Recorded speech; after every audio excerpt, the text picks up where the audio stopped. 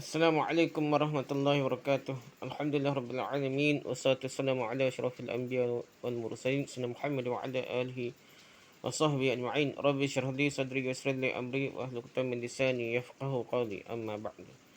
Kita sama balik kitab kita ni, syarah kitab tauhid jilid ketiga. Kita masih bincang tentang pengingkaran terhadap takdir. Dan sekarang kita nak bincang pula analogi dah. Misalan perbandingan yang keliru tentang takdir.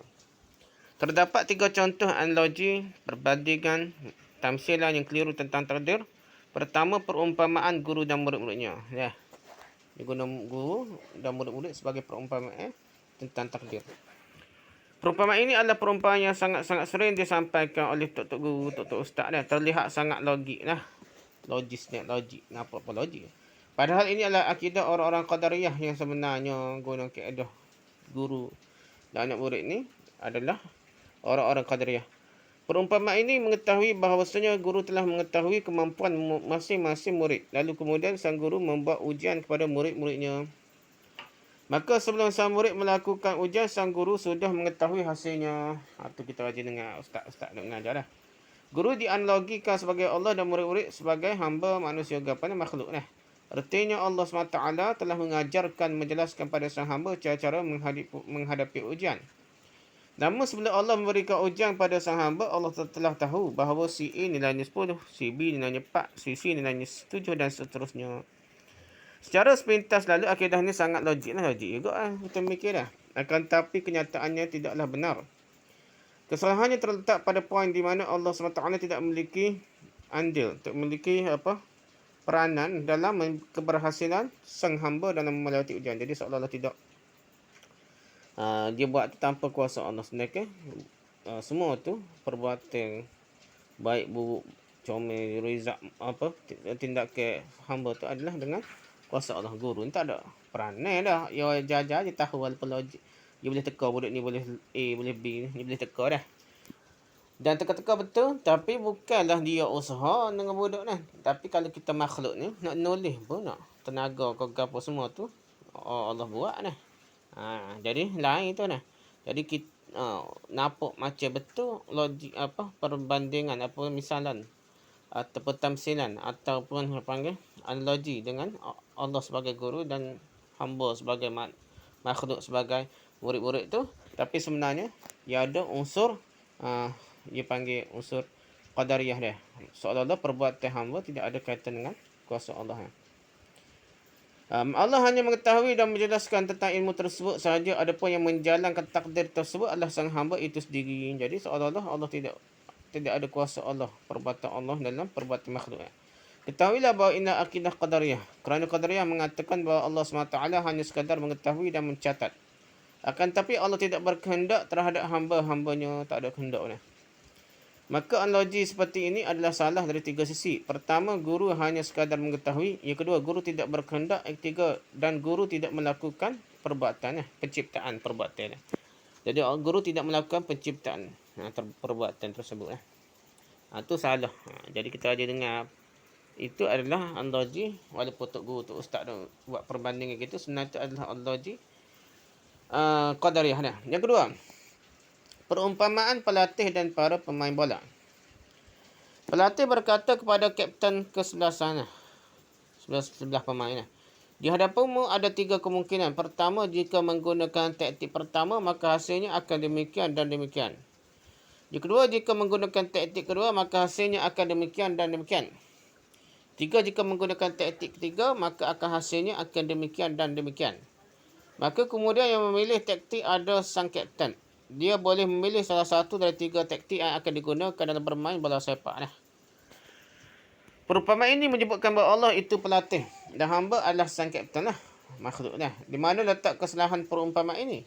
Kesalahannya adalah menunjukkan bahawa Allah SWT tidak memiliki andil, tidak memiliki peranan, kuasa, perbuatan dalam menentukan pilihan sang hamba.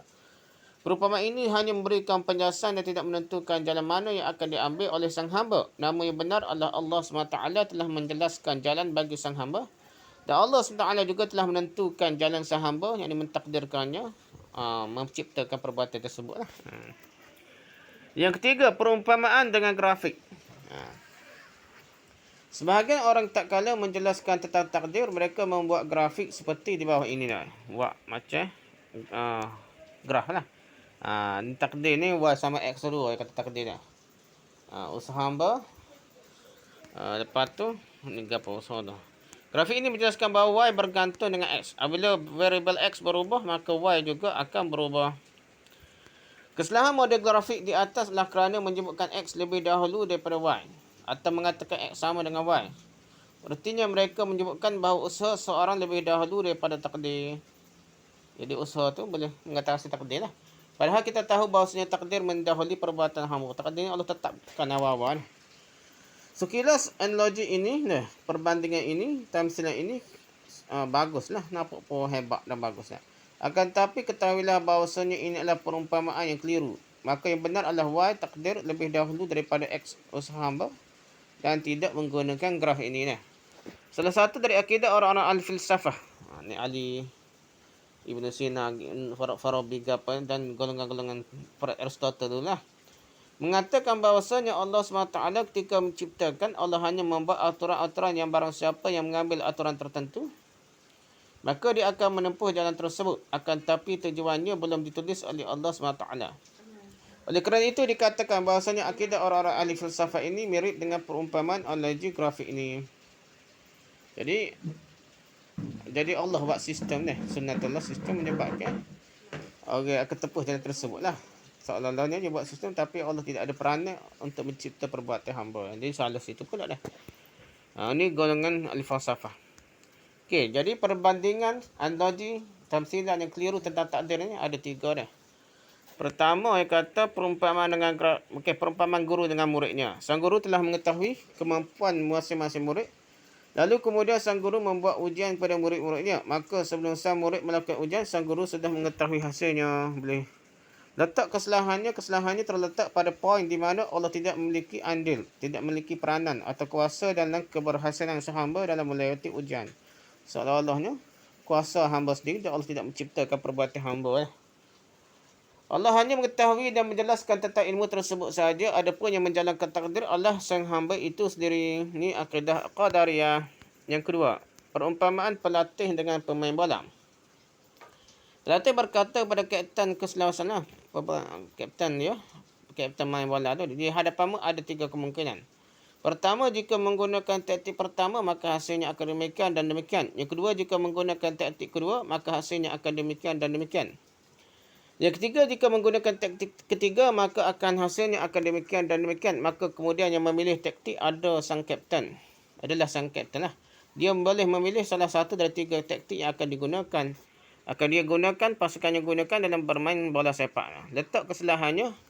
Analogi ini menunjukkan bahawa Allah tidak memiliki andil peranan dalam menentukan tujuan sang hamba. Hanya beritahu sistem taktik hasil. Perumpamaan ini hanya memberikan penjelasan dan tidak menentukan dalam mana yang akan diambil oleh sang hamba. Seolah Allah tidak cipta. Allah tidak cipta perbuatan hamba lah. Jadi ini juga lebih kurang Qadariyah juga. Kira tak? Yang ketiganya perumpamaan dengan grafik. Ini falsafah ni. Grafik ini menjelaskan bahawasanya Y takdir bergantung dengan X usaha hamba. Apabila variable X berubah, maka Y juga akan berubah. Seolahnya orang buat usaha akan berjaya, wajib jaya. Kalau guna keadaan ni nak.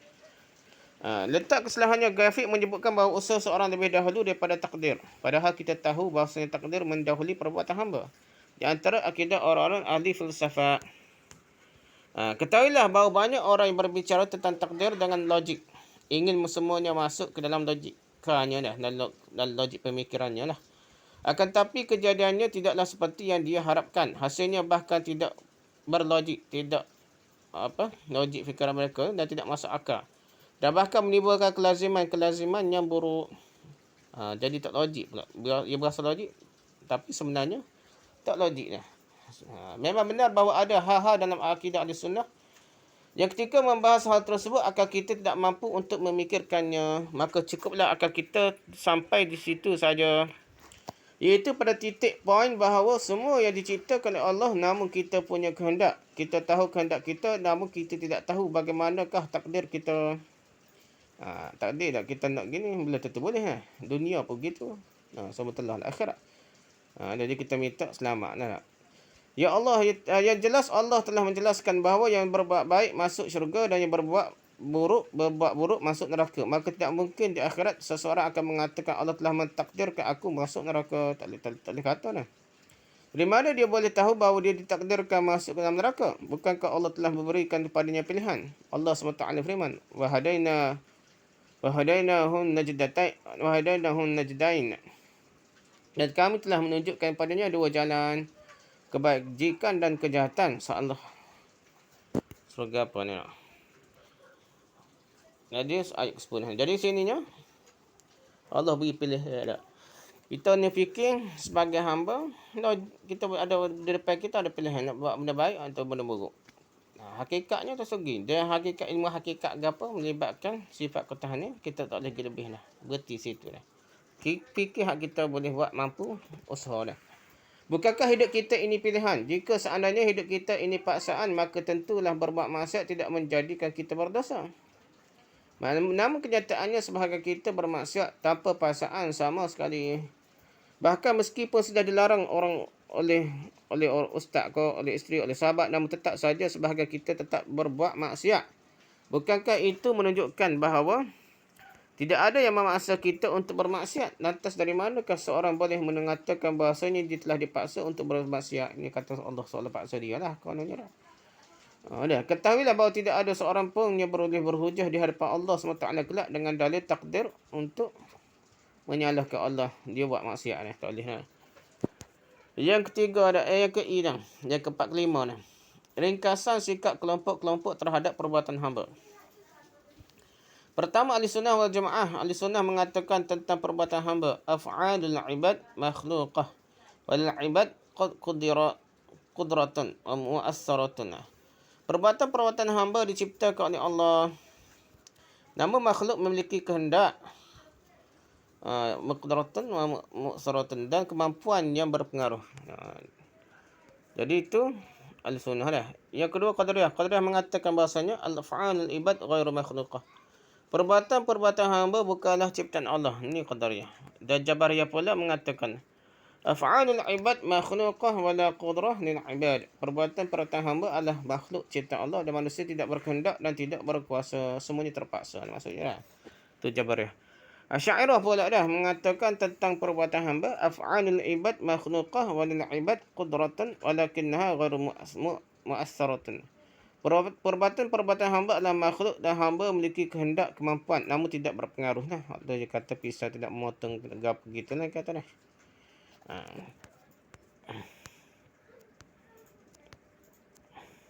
Tetapi hak dia kata ni al-sunnah ni ada pisau boleh memotong tapi dengan izin Allah gitulah. Ialah ringkasan sikap kelompok-kelompok terhadap perbuatan hamba. Ahli sunnah wal jamaah af'alul ibad makhluqah walil ibad qudratun mu'assaratun. Jadi perbuatan-perbuatan hamba diciptakan oleh Allah, nama makhluk memiliki kehendak dan kemampuan yang berpengaruh dengan izin Allah lah. Lakukan dah. Yang kedua al-jabariyah. Af'alul ibad ghairu makhluqah. Perbuatan-perbuatan hamba bukanlah ciptaan Allah. Tu qadariyah. Al-jabariyah. Qadariyah lah. Terbalik ni. Itulah jabariyah. Ini qadariyah dah. Perbuatan-perbuatan hamba bukan ciptaan Allah, perbuatan makhluk lah. Ini qadariyah dah. Al-jabariyah pula ni salah terbalik ni. Al-jabariyah pula af'al ibad makhluqah wala qudrah lil ibad. Perbuatan-perbuatan hamba adalah makhlukah ciptaan Allah dan manusia tidak berkehendak wala qudrah wala qudrah tidak berkehendak dan tidak berkuasa wala qudrah lil ibad lah. Mu'assaratun tidak berkuasa lah. Semuanya terpaksa.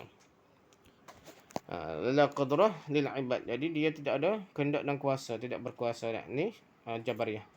Asy'ariyah pula af'alul ibad makhluqah lil ibad qudratun walakinnaha ghairu mu'assaratun.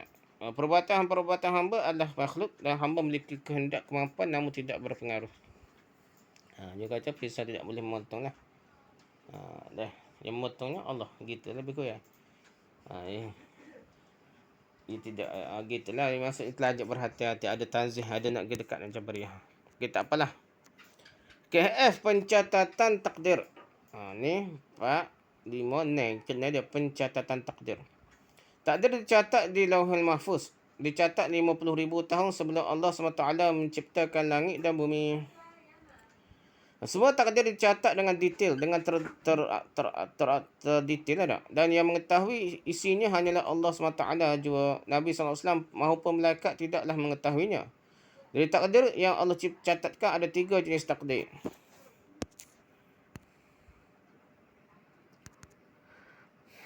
Ada jenis 3 jenis. Mana ni? 24. Jadi rujuk lihat A'lamus Sunnah Al-Mansurah Hafiz Al-Kami di 1 muka 1 nak. At-taqdirul umri, takdir umur dah. Takdir umri iaitu takdir ketika seorang masih dalam berbentuk janin lagi dah. Malaikat kemudian diperintahkan oleh Allah untuk mencatat apa yang akan terjadi dengan janin tersebut, baby tersebutlah, sehingga dia meninggal dunia. Takdir umri dah. Tadi ini diketahui oleh malaikat kerana Allah yang beritahu kepada malaikat untuk dicatat oleh mereka pada janin dah, pada baby dah. Sebagaimana sabda Nabi SAW, Inna ahadakum yujma'u fi batni ummihi 40 yawman, thumma 'alaqatan misla dhalik, thumma yakunu mudghatan misla dhalik, thumma yab'athu Allahu malakan falyu'mar bi arba' birizqihi wa ajalihi wa syaqiyyun aw sa'idun. Sesungguhnya salah seorang di antara kalian dihimpunkan dalam perut ibunya selama 40 hari. Kemudian menjadi segumpal darah juga seperti itu. Kemudian Allah mengutus malaikat dan diperintahkannya dengan 4 hal. Rezekinya, ajalnya, sengsaranya ataukah bahagia. Hadis Al-Bukhari nombor 6504. Data-data yang dicatat oleh malaikat terkait hal tersebut datangnya dari Lauhul Mahfuz lah. Cerita asalnya Lauhul Mahfuz. Iaitu data terakhir yang dicatat oleh malaikat kerana sebagaimana akan datang penjelasannya bahawa catatan boleh mengalami perubahan. Itu pun sebenarnya ada dah catatan. Yang akan berubah ni jadi gini enggak. Dan perubahan terakhir itulah yang sesuai dengan apa yang ada di Lauhul Mahfuz ni. Demikian juga proses perubahan itu pun sudah tercatat di Lauhul Mahfuz ni. Demikian pula hal yang sama ketika Allah SWT menciptakan Nabi Adam AS. Allah keluarkan keturunan Adam dan Allah catatkan masing-masing takdirnya. Yang kedua ada At-Taqdiri As-Sanawiyyu, takdir tahunan. Di antara yang dikeluarkan dari kitab Lauhul Mahfuz adalah takdir tahunan. Takdir tahunan ini dikeluarkan pada saat malam Lailatul Qadar. Allah SWT firman, Inna anzalnahu fi Lailatul Qadr. Inna anzalnahu fi lailatin mubarakatin inna kunna munzirin fiha yufraqu kullu amrin hakim amran min indina inna kunna mursilin.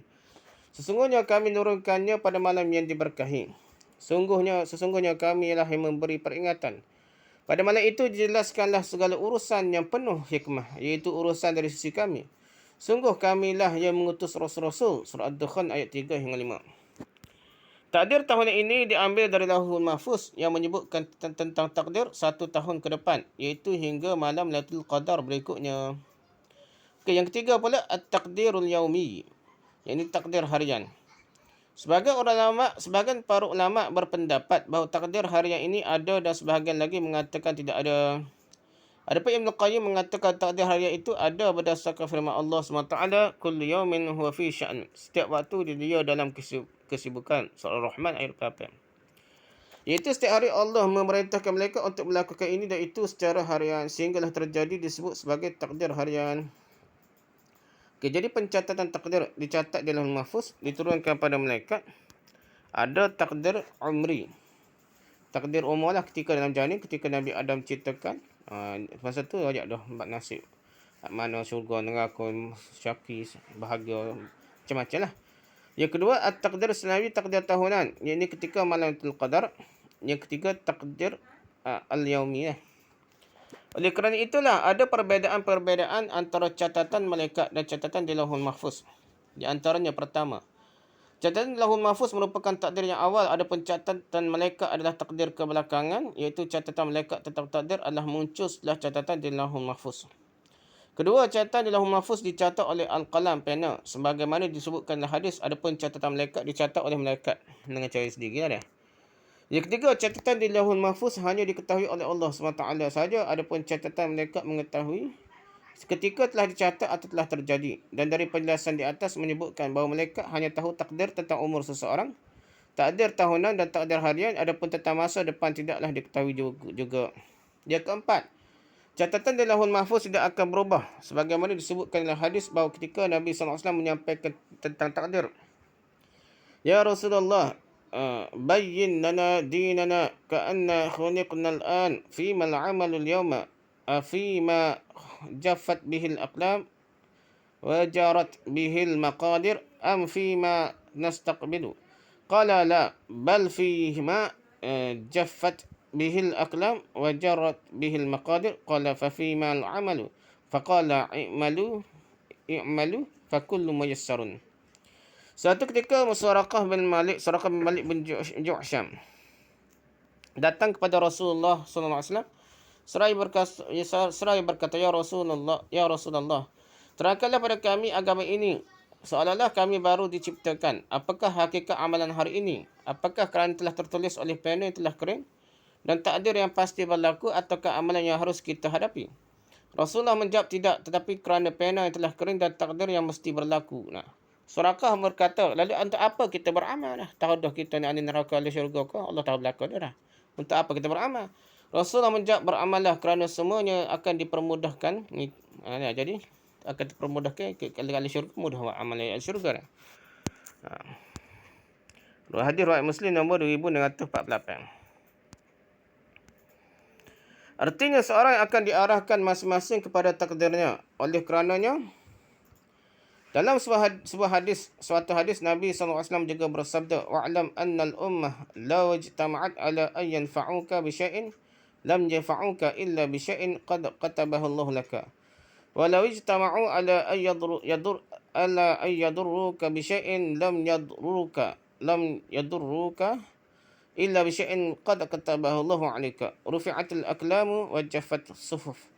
Ketahuilah sungguhnya jika umat bersatu untuk memberi manfaat, mereka tidak akan memberi manfaat apa-apa pun selain yang telah ditakdirkan oleh Allah untukmu.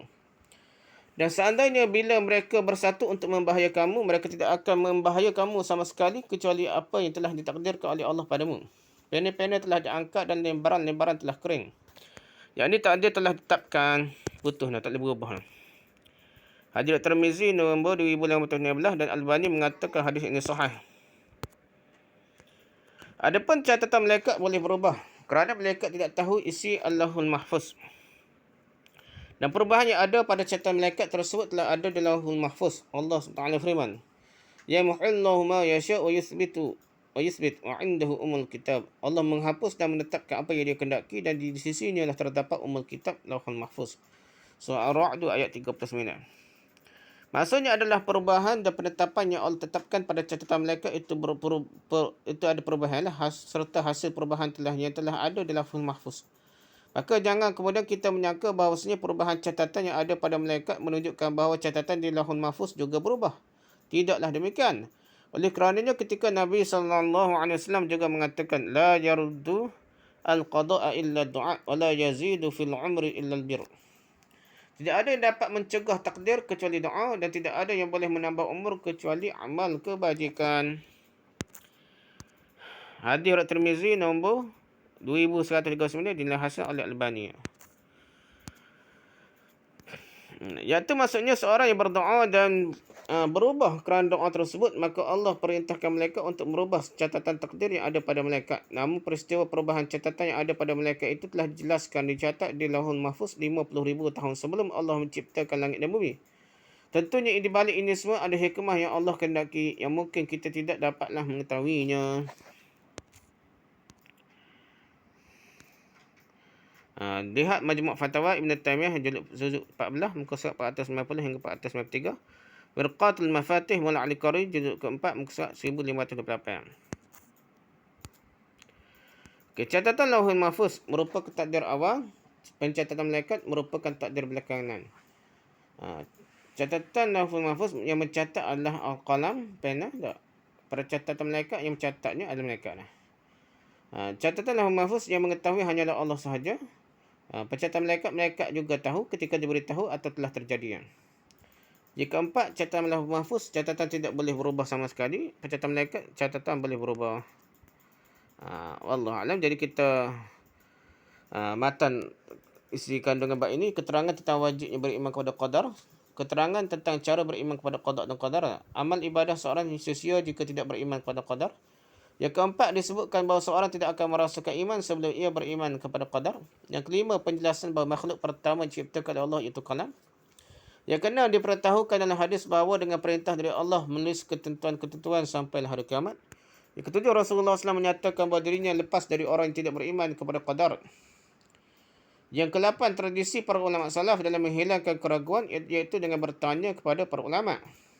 Yang ke-9 dan para ulama salaf memberikan jawapan yang dapat menghilangkan keraguannya tersebut dengan hanya menuturkan hadis dari Rasulullah sallallahu alaihi wasallam. Wallahu a'lam. Subhanakallah wa bihamdika, subhanakallah wa bihamdika, subhanakallah wa bihamdika, asyhadu an la ilaha illa anta, astaghfiruka wa atubu ilaik. Assalamualaikum warahmatullahi wabarakatuh.